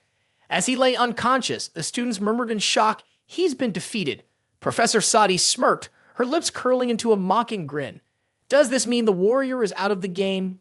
Viker frowned slightly, feeling a knot of discomfort in his chest. The golem tossed Sancho out of the arena. He was completely unconscious, never having had the chance to fight back. The group rushed forward in a panic, desperately calling out Sancho's name. Viker and PG rushed to wake Sancho up. His friend anxiously called out over and over, "Wake up, Sancho." But there was no response from him at all. Sinclair started to get frustrated with Professor Sai's cruelty. She shouted angrily, "Professor, what are you doing?" She yelled at the professor, questioning her, "You're beating students until they pass out during a test." However, the ruthless professor interrupted her coldly, saying, "This test is meant to give students real-world experience." She gave Sinclair a haughty look, pointing at her and sneering with contempt. "That's what the Academy's first principal said. I'm sure none of you will complain like this in a real situation, right?" Just because Sinclair had stood up for Sancho, Professor Sai decided to pick her as the next target. She pointed at Sinclair and smugly announced, "Next is you. Should I test the runner-up of the ice department?" Viker suddenly spoke up, declined Sinclair. He looked at her seriously and said, "What she's doing is unreasonable. If we report this to the Academy, we might get a chance to retake the test." He could clearly see Professor Sai's concerns, but instead of listening to him, Sinclair coldly turned away and stubbornly refused. "Thanks for worrying," but she turned back to look at Professor Sai and angrily declared, "I won't run away from someone who's hurt my friends." Professor Sai chuckled at Sinclair's outrage. With a mocking tone, she sneered, "Are you planning to keep frowning like that on that pretty face of yours?" She smirked and teased, "Well, let me help you get rid of those wrinkles on your forehead." Despite that, Sinclair decided to go ahead with the test. An announcement echoed, "The test will begin now." Immediately, Sinclair channeled her anger and in a burst of frustration, opened 3 magic circles at once. Professor Sai seemed extremely excited by Sinclair's preparation. She burst out laughing and hissed, "You can use 3 third-tier spells at your age, truly worthy of being the runner-up." Her eyes gleamed with a mix of cruelty and exhilaration. She glared at Sinclair, bared her teeth in a grin, and asked, "But have you ever experienced the backflow of magic when a spell is forcibly cancelled?" As soon as she finished speaking, Sai's golem charged straight at Sinclair, aiming for the vulnerable part of her stomach. The sudden attack startled her, and the golem delivered a brutal punch right to her midsection, shattering the magic she had just cast. Sai's sharp, mocking laughter echoed in Sinclair's ears. That must hurt. Sinclair coughed up blood as the magic inside her body surged like an electric current, exploding through her eyes and mouth. The magic was forcibly released, flowing out along with the blood from her mouth. She collapsed to the ground, her body in so much pain that she couldn't move, trembling uncontrollably. She clutched her stomach, shaking violently. Professor Sai laughed cruelly and asked, "How does it feel? 10 times more painful than you imagined, right?" She clicked her tongue in mock disappointment, glaring at Sinclair with a sinister grin. Her expression was filled with twisted excitement as she mocked Sinclair in her suffering. "If you're unlucky, you might never be able to use magic again. It'd be interesting if the runner-up from the ice department couldn't use magic anymore." Sadi's golem kicked Sinclair out of the arena. Her smug voice rang out again. "Pray that doesn't happen. Anyway, I've worked so hard to become runner-up because, after all, I'm just a commoner." PG rushed over, panicking and calling out to Sinclair. She had already lost consciousness. Sadie kept taunting. Next up is Viker's face darkened. His anger was reaching its breaking point. The next person to step into the ring was PG. He was shaking with fear, but still firmly gripped his sword, ready to face that terrifying professor. Sadie quickly realized that PG wasn't some outstanding student. Still, he bravely took the floor, driven by the desire to avenge his 2 beaten-up friends. Seeing the trembling boy barely able to hold his sword without shaking, Sadie sneered and mocked him. "Seriously, who is this trash who doesn't even know how to hold a sword properly?" Despite being openly ridiculed by the professor, PG kept his gaze fixed on her. Sweat poured down, soaking his forehead, but he continued to reassure himself. "I'm not a coward. I won't back down." Professor Seti's golem slowly advanced toward PG. He was filled with anxiety, but he still tried to encourage himself. "Right, this exam is my chance to show the courage hidden beneath my weak exterior." Before he could even process the situation, his sword suddenly vibrated in his hands. The blade was knocked off and flew far away. The golem had barely tapped PG's sword, and it shattered into 2 pieces. PG froze, rooted to the spot. He stared at the half of the sword still in his hands, speechless and in shock. Before he could even react, Seti's golem mercilessly kicked PG in the chin, sending him flying into the air. The golem's cold voice echoed in PG's ears, carrying the mocking words of Professor Sai. "No matter how hard trash tries, it will always be trash." By this point, Viker was so enraged that the veins on his face were clearly visible. So this professor has chosen death. Professor Sai casually placed a foot on PG's head as he lay unconscious on the ground. That was when the students in the stands fell into chaos. They grabbed their heads, horrified, screaming out loud. Another one fainted. Is this really a test? PG had also been thrown out of the arena, landing right at Viker's feet. He looked so beaten that it was hard to even look at him. Sancho wasn't any better. He had been struck so hard that one of his eyes was swollen shut and blood from his nose hadn't even dried yet. Sinclair was unconscious after being drained of her magic. She looked just as pitiful as her 2 friends. A fire of rage ignited inside Viker. He was so furious that his face turned ashen, his anger so intense it was as if he had already become the villain in a story that wasn't over yet. Professor Sai smirked at the chaos unfolding among the students. She rolled her eyes and sighed, almost in amusement. All the students this year are just cowards. All right then, bring on the next one. The next student to step onto the arena surprised Sai a little. Viker said nothing, slinging his bow over his shoulder as he entered the arena to face Sai and her earth golem. He responded coldly. "I'm the next one." Sai immediately recognized who Viker was, but she was surprised because she hadn't planned on confronting him so soon. She opened her mouth, laughing in surprise, and sarcastically said, "What a passionate student." Deep down, Sai was silently telling herself that she had to deal with the main course right now. She really was rushing things. The students seemed to calm down a bit when they saw Viker take the initiative and step up to the arena. They anxiously whispered among themselves, "That's Viker. He's the famous hero of the academy. I heard he's a high-level swordsman." The whispers reached Viker's ears. They were filled with concern, but Professor Sai is at least a graduator. There's no way a student like him could defeat her. And a bow and arrow are the worst weapons to use in a one-on-one fight. Viker heard everything but didn't react. He coldly knocked an arrow. The announcement sounded, "The test will begin now."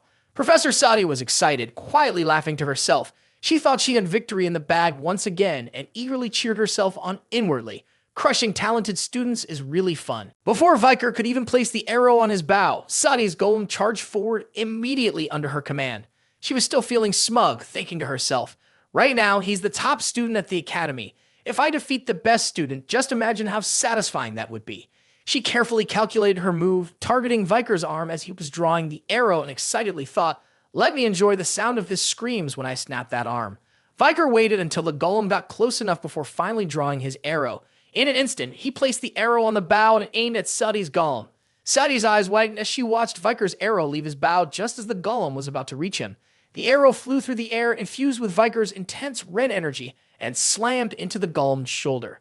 The arrow didn't pierce the golem entirely, but Viker remained calm and composed. A gust of wind swept past Sadi, sending her hair flying. Her golem halted in its tracks, just inches from Viker. A sharp, ear-piercing scream echoed across the arena. The group of students gathered at the gate froze in shock when they saw that the golem had stopped moving. They stared wide-eyed in disbelief and murmured, "Did he just stop the giant of Professor Sai? More importantly, when did he even make his move?" At that moment, horrifying, agonized screams suddenly echoed through the air. To everyone's surprise, Viker's arrow had flown right past the golem, striking Professor Sai in her left eye. She collapsed to the ground, and the golem staggered back before crashing down. Sai screamed in pain, crying out, "My eye! My eye!" Viker stood still, peering at her over the golem's shoulder. Then he tilted his head and looked at Sai, feigning confusion as he said, "I meant to shoot the giant. How did the arrow end up there?" However, when he locked eyes with Professor Sai, his normally emotionless gaze flared with a smug, unapologetic satisfaction, clearly showing that it was a deliberate attack. He smirked and coldly asked, "Are you okay?" Sai had noticed the smug, taunting smile on his face. She gritted her teeth to hold back the pain. Her remaining eye was bloodshot with fury, glaring intensely at Viker, wishing she could tear him into 1,000 pieces. But Viker had only asked for one of her eyes, and this battle had only just begun. After Professor Sai deliberately injured Viker's friends during their individual combat test, he had asked for just one of her eyes as revenge for his friends. Sai screamed in agony, her voice so loud it echoed all the way to Professor Vinci, making him jump. He spun around, startled. He thought it was the horrifying scream of some student being tortured by Sai and cursed under his breath. A scream? No way. Could that crazy professor really be torturing a student again?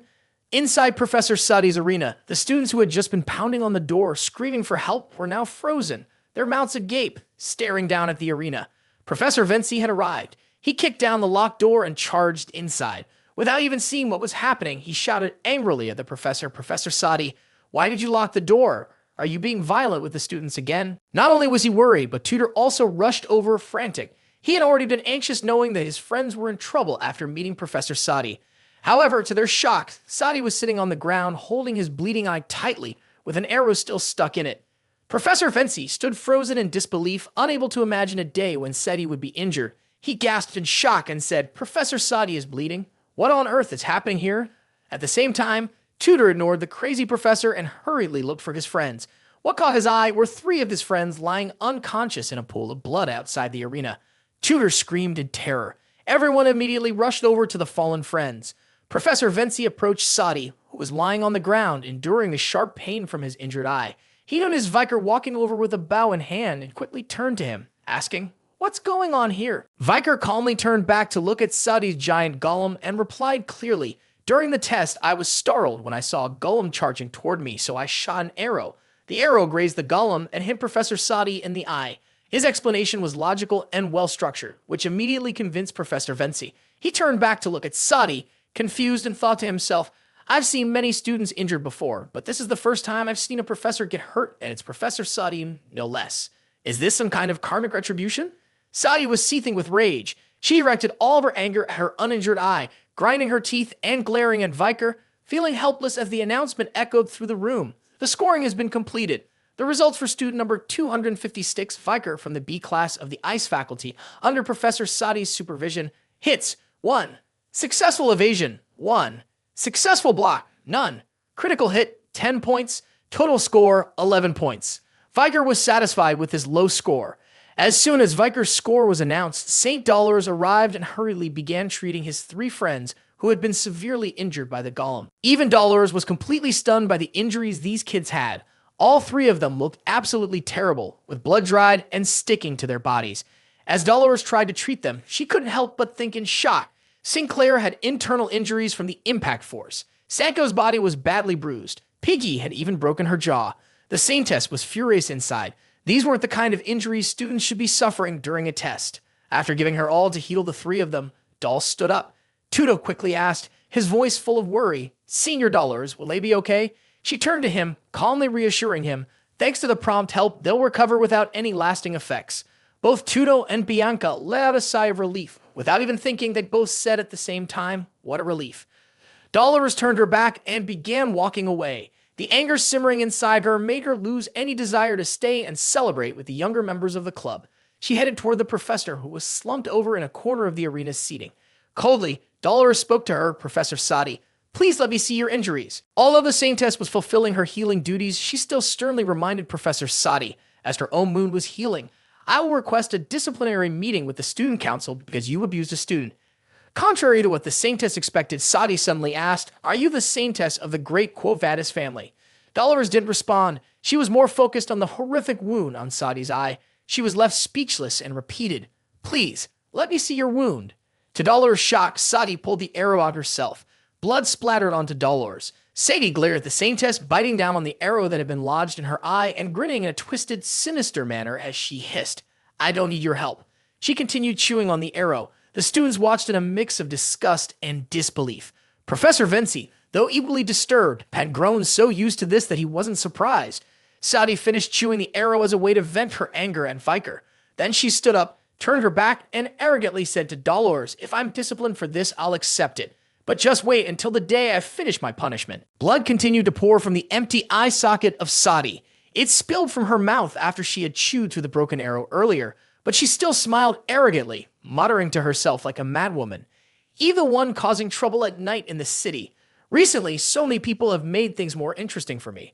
As she passed by Viker, she tilted her head back and glanced at him with one eye, smirking as she asked, Viker, right?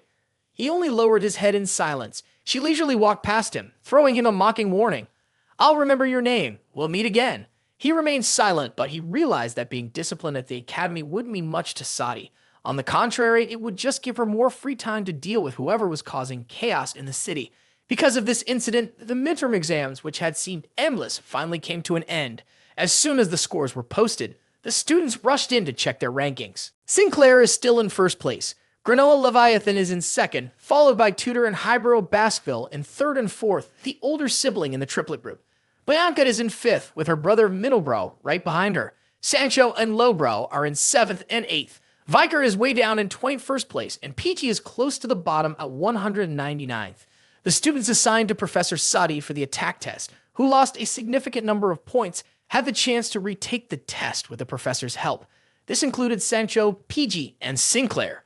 Those whose scores were restored ended up leading the first-year students.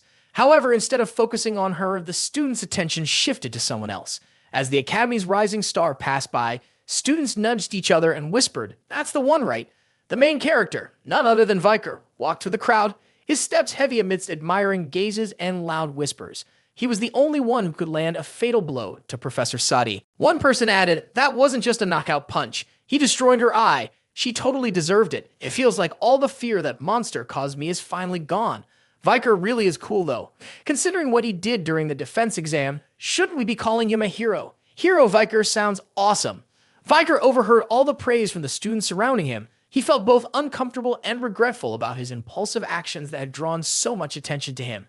He angrily thought to himself, Is this what I get for acting on impulse? He tried to ignore it all, but the idea that his ability to act as Night Hound might be compromised by this unwanted attention started to bother him. He lowered his head and walked away deep in thought. His life during the day was supposed to be for preparing so he could work at night. He didn't want to attract too much attention, but he had acted without thinking when he saw them being attacked. Suddenly, a girl jumped in front of Viker, blocking his path. She flipped her hair dramatically, shyly handing him a letter. Viker, I've liked you for a long time. She hadn't even finished confessing her feelings when a figure suddenly rushed out from the shadows, charging straight toward her. Viker gasped when he realized it was Lowbrow, who had just lunged forward and snatched the love letter from the poor girl's hand. He tore the letter into several pieces like a loyal puppy, while his two triplet brothers surrounded the girl with hostile, questioning glares. Who do you think you are blocking our way? They sneered. Viker looked at them in panic and gasped at the Baskerville triplets. The three thugs started walking ahead of Viker, clearing a path through the crowd of students surrounding him. They acted all haughty and intimidating, growling at the other students. You guys blocking our way to suck up to this commoner? Do you all want to get a beating? Get lost. The hair on the triplets' heads stood up like spines as if they were proudly showing off to him, We've taken care of them all. Viker, with a smirk, sent a message through the antenna of his hair. Nice, looks like these three are finally good for something. Viker's destination was the press club. He walked to the club room, reminding himself to be careful not to let his day be disrupted too much. He suddenly stopped right at the door, surprised, and looked up. Dollars is the only one in the common row. At that moment, she was deeply focused on a newspaper, her expression tense. Viker pulled out a chair and sat down, then asked, What are you reading that's got you frowning like that? Her eyes widened in shock at his question. Flustered, she stammered, "When did you get here?" Viker was momentarily confused, realizing he hadn't even noticed her presence. Calmly, before he sat down, he answered, "Just now." He glanced at the scattered newspapers spread across the table in front of the woman and asked, "Is there a new article about the Night Hound?" Dolores sighed and replied, "They're saying the Night Hound is responsible for destroying the city's iconic landmark, the central clock tower, and damaging the royal memorial. No physical evidence, but they still blame it all on him." She frowned again as she looked down at the papers, her frustration evident. It's strange how they come to perceive him. It doesn't add up. Viker was quite surprised that, even now, Dolores was still standing by him. He quietly thought to himself, having someone believe in me is more comforting than I expected. He also immediately realized that these actions were being carried out by one of the two people impersonating his Night Hound identity. He picked up a newspaper, skimmed through it, and thought, the clock tower is a symbol of peace and order. Everyone in the capital sees it at least once a day. If they're destroying such an iconic landmark of the city, does that mean they hold a lot of hatred towards society? Maybe this person isn't following the same path as the others. As he read about the royal memorial, Viker's mind quickly went to the intelligence he had recently received from Cindy Windy. He had gotten the information from her just the day before. She told him that her sources had been cut off, which seemed very suspicious. Viker leaned on his hand, staring intently at the articles about the imposter using his identity, and silently asked himself, should I go? In the end, he decided he needed to get to the bottom of this. So that very night, he left the dorm and set out to investigate, taking on the role of the Night Hound. He arrived at the memorial, but only stood from a distance, looking at it from the rooftop. He observed the towering statue in the distance and muttered, the royal memorial is a shared graveyard where the heroes of the empire rest. Suddenly, he realized that the memorial wasn't far from the Indulgentia orphanage. From where he stood, he could even see the orphanage just behind it. He reminded himself, come to think of it, the 9th of the 10 most powerful demons, Dantalion, was hiding near the Indulgentia orphanage. When I check it out, I'll be able to confirm whether this is just a coincidence. At the entrance of the memorial, a stone cross hung above the gate. Viker seemed deep in thought. He was calculating his next move and deciding what to do next. He had descended into the cemetery inside the memorial, hiding behind a grave, carefully observing his surroundings, and whispered to himself, I can figure out right away why Cindy Windy's sources disappeared. Inside the cemetery, a few zombies were aimlessly wandering around. They were classified as C-rank monsters, about 5'7" tall, and were found all over the continent. They were also known as the Rotten Ones. These were common corpses, often seen in places like cemeteries, battlefields, abandoned houses, sewage systems, and similar locations. Viker was watching the zombies closely, muttering to himself, I'm not sure what these people did when they were alive to end up like this, but I do know one of them is a spy for Cindy Windy. He sat up after confirming the target he'd been waiting for. He shrugged off his cloak, pulled a weapon from his side, and sighed, it's been a while since I used Anubis. Should I use it tonight? Anubis was a bow that Aeon held in high regard. She had given it to him the day he left the Black Tribe. The bow could be taken apart, and now he skillfully put it back together. He muttered, this weapon's great because it's convenient and easy to carry, but I still can't believe Aeon gave me something like this. Before long, Anubis was fully reassembled in his hands. Viker jumped to the top of a grave, knocked his arrow, which glowed with a fiery red energy, and aimed at his target. Each arrow he shot pierced through the heads of the zombies with cold precision, tearing apart their skulls, only 3 of them. Once the last zombie fell, he slowly walked forward, admiring his work, and muttered to himself, this is on a whole different level compared to the arrows they gave me during the qualification exam. If anyone says masters don't care about their weapons, they're lying. Suddenly, a strange scent wafted around Viker, causing his pupils to dilate. He immediately turned around, searching for the source of the smell. It was a mixture of something both familiar and unfamiliar, leaving him feeling uneasy. This has to be the scent of a monster. But compared to the usual monsters, this smell was much lighter, almost as if the usual putrid stench was being diluted by something else. Viker quickly realized the scent was coming from the direction of the Indulgentia orphanage. Without hesitation, he sprinted toward it, sensing that something was off over there. Inside the orphanage, there was indeed someone, a girl, who was activating a strange magical array in the hallway of the dormitory. Dark mist swirled up from the magic she was casting. In the middle of the battle, strands of red hair slowly floated upwards. The mysterious woman had summoned a girl with bright red hair. That girl, with her striking red locks, was one of the 4 guardians of the 9th corpse of the 10 most powerful demons to Antalion, known by the codename Geronto. Now she could not be revived. Her eyes remained blank and lifeless, just as they had been the last time Viker decapitated her. Seeing Geronto in this state, the mysterious woman grew frustrated and sighed. Just think about it. That cowardly thief dared to steal you away again.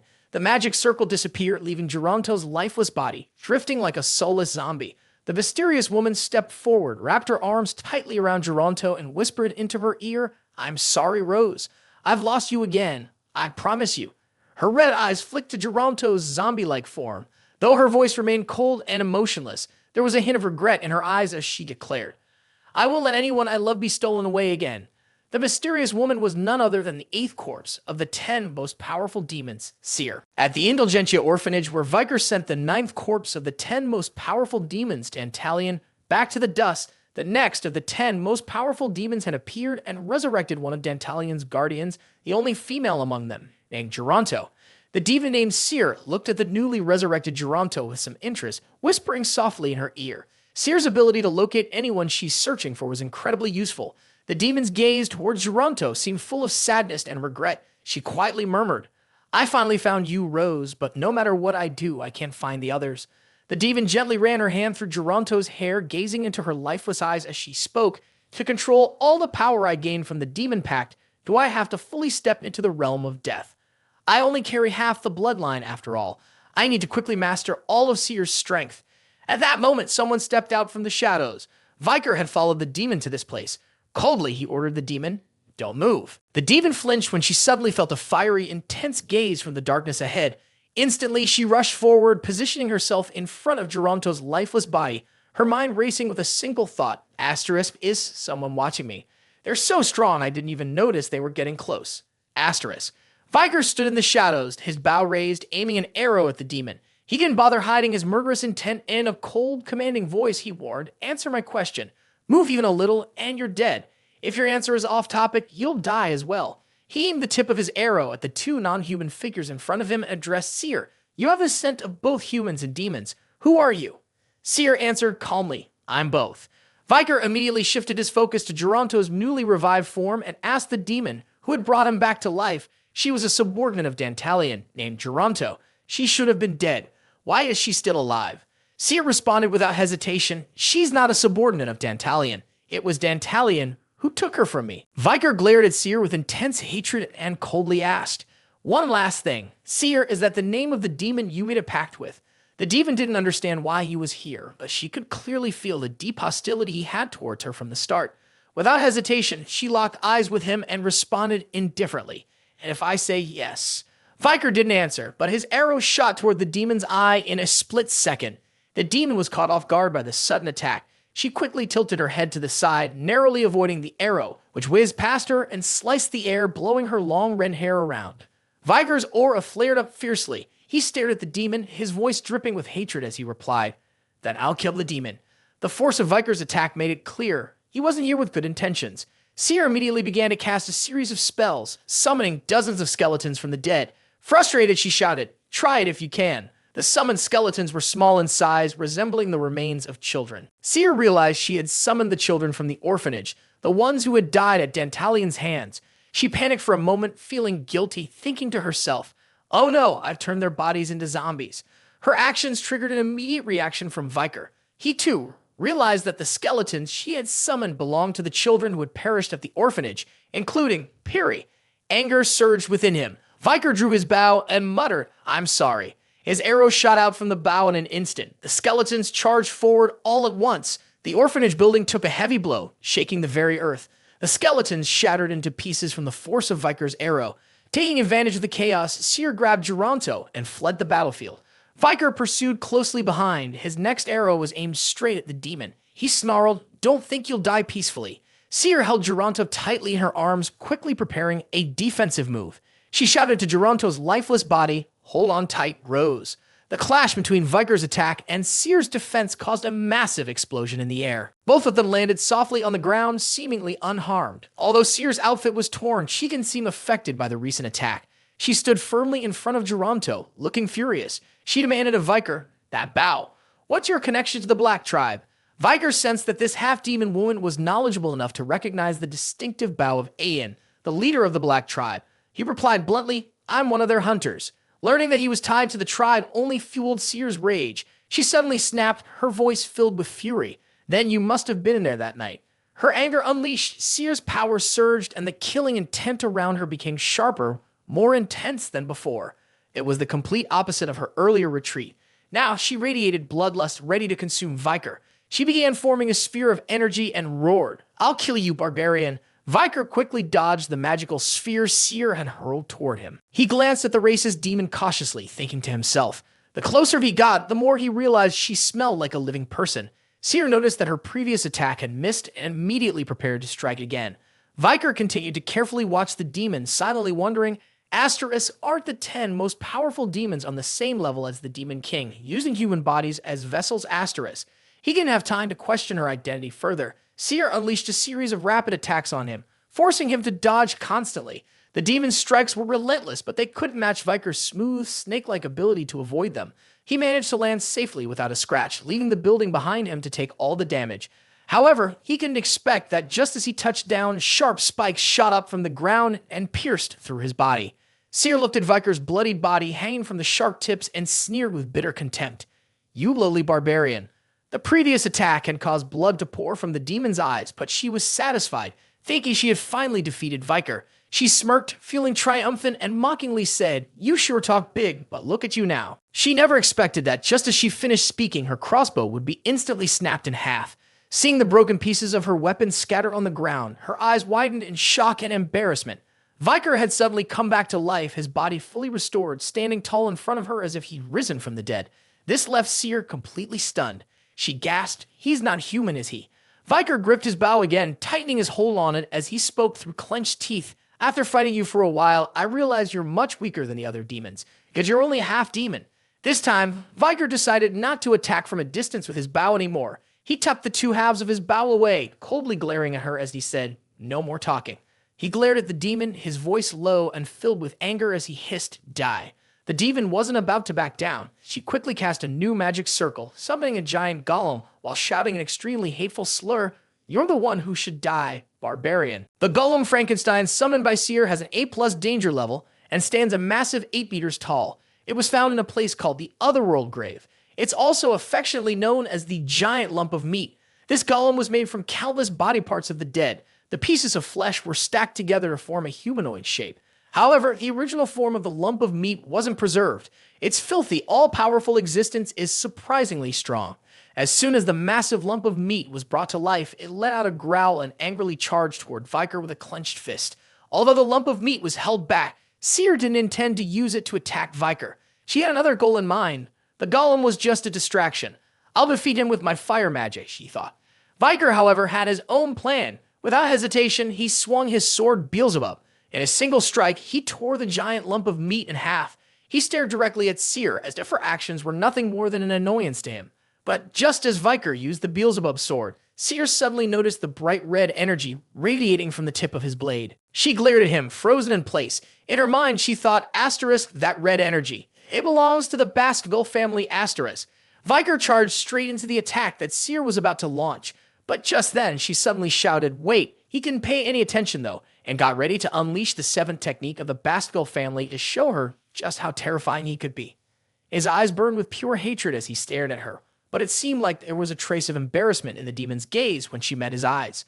Viker's sword collided violently with Seer's magical orb. The explosion that followed was so powerful, it seemed like it could blow the entire orphanage camp away, emitting a blinding flash of light. The air was filled with dust and debris, obscuring everything.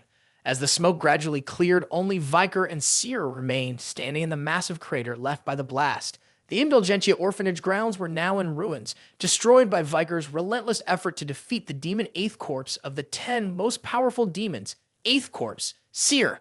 Viker had also been affected by the explosion. His clothes were torn and part of his mask was shattered, revealing his face. He clutched his attacking arm and growled at Seer. The demon's mask had been shattered, and she collapsed to the ground, trembling uncontrollably. Viker looked down at the weak demon curled up at his feet and sneered. "Maybe it's because you're a half-demon, but it seems like the mana backlash hit you hard after you failed to cast your spell." Viker recalled the moment he charged into attack. He had noticed that the demon hesitated, as if something was holding her back. He coldly asked, "Were you distracted at that moment?"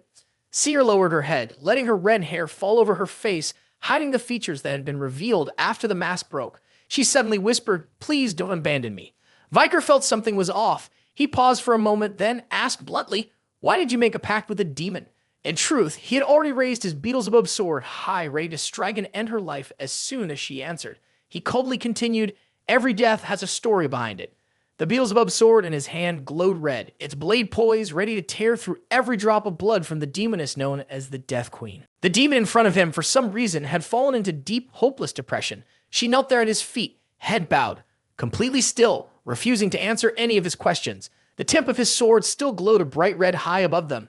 He hadn't gotten any response from the demon. After a long moment of silence, Viker swung his arm. It was then that Viker decided to strike, and the blade of his sword aimed straight at the demon's throat. Suddenly, a burst of red hair flew through the air. The lifeless body of Geronto, the one seer had revived and kept calling by the name Josie, rushed forward, blocking the path of Viker's sword and protecting Seer. This surprised him. He narrowed his eyes, looking at Geronto confused. He wondered zombies and night demons usually tear living humans apart blindly, driven by intense jealousy of what they don't have. Even though she's being controlled by a powerful will, zombies typically can't be controlled and continue their rampage if their master loses consciousness. That's the theory anyway. But Geronto's zombie in front of him seemed to have a will of its own, hidden behind the emotionless face of a dead person. This made him instinctively become more cautious. There was something very different about her. He looked down at Seer's defeated posture. She was clearly still collapsed and had no intention of fighting him anymore. However, Geronto's zombie still moved on its own, without Seer needing to control it. Once again, he wondered why both she and Death Queen, Seer, had lost their will to fight so easily. In the midst of this, a bright light shone directly toward Viker. The maniacal laughter of Professor Sai echoed, followed by an excited shout from far away. This way. Viker quickly turned his head, realizing the mad professor had shown up. He exclaimed, "That's Professor Sai's voice. The patrol team's here." Taking advantage of Viker's distraction, Geronto grabbed Seer, opened a barrier, and prepared to flee. Viker immediately snapped back to focus. His eyes burned with anger as he glared at the two demon women, silently hissing no. He swung his sword, determined to end Seer's life quickly. The tip of his sword was aimed straight at her. The demon seemed like it didn't care about life or death anymore. But unexpectedly, Geronto once again threw himself in front of Seer, taking the blow for her. She held the demon tightly in her arms. In the blink of an eye, Viker's sword pierced straight into her back. Geronto coughed up blood, taking the full force of the attack, but her face remained blank, no longer showing any signs of pain. Her protective barrier sealed itself. Geronto had successfully helped Seer escape right under Viker's nose. He had already taken down two of the female demons, but all he could do was click his tongue in frustration. Sai had arrived at the scene. She stood happily striking a pose by the dormitory building's window, looking down at the yard, excitedly shouting, "Now, let the Night Hound show itself." But Viker was already gone. By the time the patrol team arrived, all that remained on the yard was a deep, empty hole with no trace of him. Professor Sai, hands on her hips, muttered, "No one's here." She grumbled under her breath, cursing, "That pig." In a fit of irritation, Sai took out her anger on one of the nearby guards. She kicked him into the hole, shouting in a bad mood, "We're late because you were too slow." Suddenly, the sharp eyes of the mad Professor Sai spotted something in the pit. It was Viker's shattered mask. He had left it for her. Sai muttered irritably, lost his trail. What she didn't know was that the Night Hound she was searching for had already turned into a real dog and successfully escaped from the battlefield.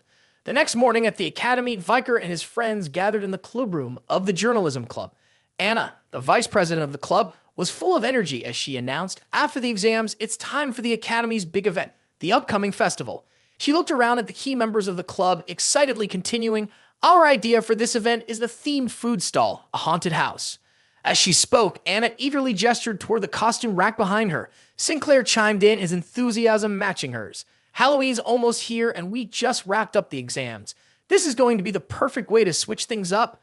Beside them, Dolores, though trying to keep her emotions in check, couldn't help but think excitedly to herself, *face spooky costume theme. This is going to be so much fun, *. Bianca didn't seem as excited as her two friends. She frowned slightly, lost in thought, and muttered, "But doesn't this academy have that tradition, even when it comes to the festivals?" Two glanced at her, confused, and asked, "Oh, that?" PG quickly explained, "It's an ancient tradition that even the professors can't get rid of." Sancho seemed to get it. He clenched his fists together, grinning as he added, "Traditions are really important." Anna seemed way too excited about the idea. She pulled out two boxes, one red and one green, and holding them up to her nose, declared, "All right then, let's draw lots to see who gets which outfit." The girls started chatting excitedly. Meanwhile, Viker sat quietly in a corner by himself, showing little enthusiasm for the event compared to everyone else. He was still lost in his own thoughts about the encounter he had the night before with the 8th Corpse, Death Queen Seer. As he thought about how he had missed the chance to eliminate Seer and instead struck Geronto, he felt frustrated and muttered to himself, "That was a fatal mistake, letting go of an 8th Corpse that was only half powerful. The strength of the 10 most powerful demons was immense. In the previous 2 battles, Viker had been able to defeat the demons thanks to help from others. Like when he fought Andromalius, he had borrowed the strength of the Baskerville Knights. It was Hugo, however, who had been the one to actually finish off the demon. With Dantalion, the Saintess dollars had helped him temporarily gain the 7th Fang just long enough to kill the demon. So, in this case, against a Seer who had already been weakened to half strength and still had a bit of her human side left, he could have easily taken her down on his own the previous night. But now he worried that if she regained her full strength, a high-rank graduator like him wouldn't know how to fight her. Viker had come to a conclusion: to be able to hunt a demon on my own, I need to learn the 7th Fang of the Baskerville sword technique to reach the level of a master swordsman. The lurking ambush calling the 6th and 7th Fangs is known as the ambush horizontal twin wisdom teeth. This is the ultimate hidden technique, and I can only learn it if I understand the deep secret between the 6th and 7th Fangs. That's the theory behind it, written in the swordsmanship book. To overcome the wall of the 6th Fang, Viker needed to abandon all human emotions. To reach the 7th Fang, he had to regain those emotions. Thinking about this, Viker anxiously wondered why he still couldn't understand why he had to revive feelings he had already given up. I have to approach this differently, like the technique of training the hunting dogs that must suppress their emotions. Right now, there was only one person at Baskerville who had reached the level of Master Swordsman and used the 7th Fang, Hugo Baskerville. Viker rubbed his chin, bowed his head, and pondered, wondering how Hugo could have reached the level of Master Swordsman. Suddenly, Dolores spoke, pulling Viker out of his thoughts and back to the present. He curiously glanced at the Saintess. She was looking intently at the clothing lottery slip. She stared at the paper, bowed her head, and murmured, "Night Hound." Anna jumped, realizing a mistake with a shock. Of note, the Quo Vadis orphanage just got attacked by the Night Hounds. She nervously covered her mouth, embarrassed, and said to Dolores, "Sorry, Dolores, I got it wrong." The Saintess unexpectedly spoke up, "No, I'll do it." The Saintess held the draw ticket tightly, her cheeks flushed pink. How often did she get to play the role of someone's crush? Finally, it was Viker's turn. Anna excitedly brought the green draw box in front of him and cheerfully called out, "All right, it's Viker's turn now. Go ahead, reach in and draw. You're the highlight of our route today." Viker scratched his head, feeling awkward. He really didn't have much of a choice. He reached into the box, thinking to himself, they're so excited about this. They must still be kids. But when he saw the result, his face immediately fell. His eyes widened as he stared at the paper. In shock, he muttered, "How did this happen?" The girls crowded around him, curious about his reaction. They shoved each other to grab the paper from his hand, all of them shouting, "What's going on? What did you get?" Viker felt helpless. He had forgotten one small detail from his past, a tradition passed down through generations at the Academy's festivals. On festival day, all the students were required to do one thing. The festival night had arrived, and the Academy grounds were beautifully lit by the bright moon and shimmering lanterns. A lively crowd of students bustled back and forth between the booths. The press club's food stall was the busiest, filled with excited students cheering for the unique costumes worn by the club members.